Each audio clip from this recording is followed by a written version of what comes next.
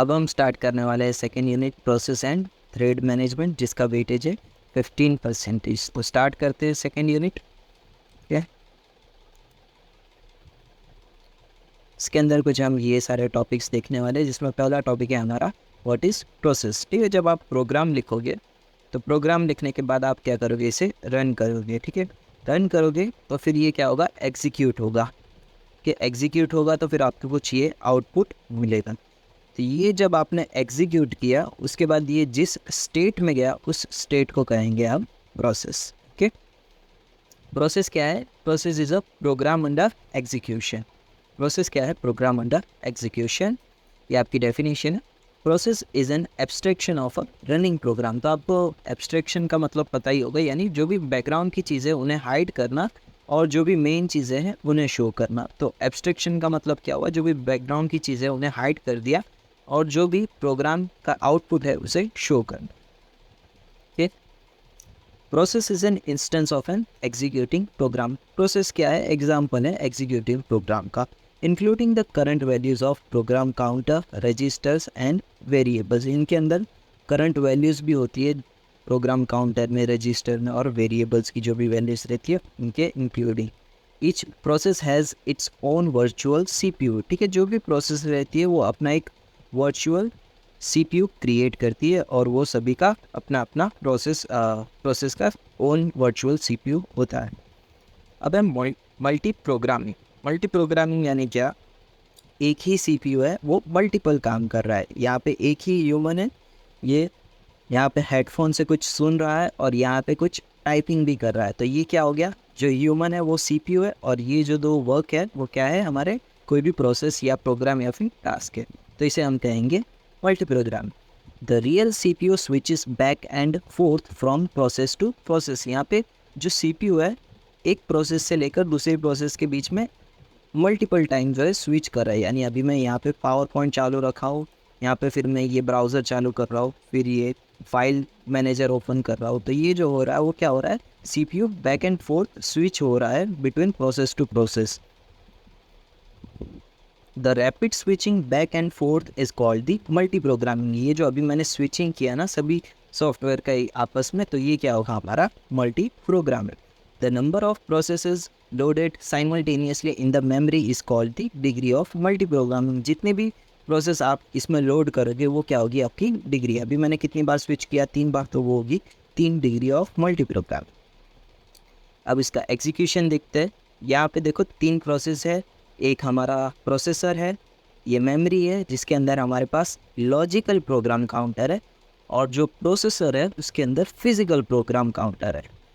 अब क्या है, there are 3 processes, 1 CPU, 3 logical program counter, 1 for each process in memory and 1 physical program counter in the processor.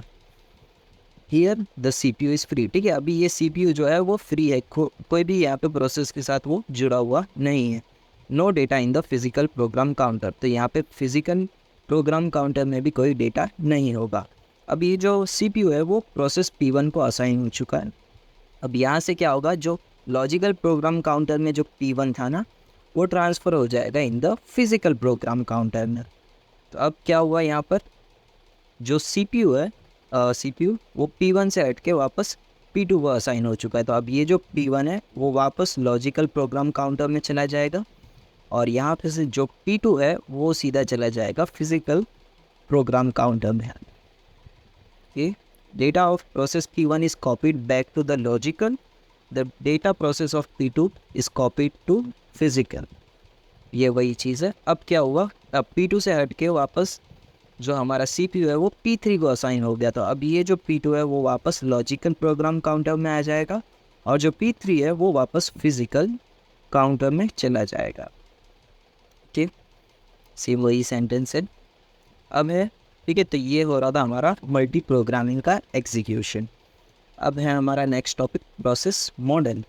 इसमें पहला model है हमारा जिसके अंदर हर ये जितने भी यहाँ पे प्रोसेस है उनके बीच में एक ही प्रोग्राम काउंटर है। ठीक है, और इसमें क्या हो रहा है, multi programming of 4 programs in the memory. यहाँ पे जो भी है ये सारी प्रोसेसेस वो मल्टी प्रोग्रामिंग के तौर पे वर्क करेगी।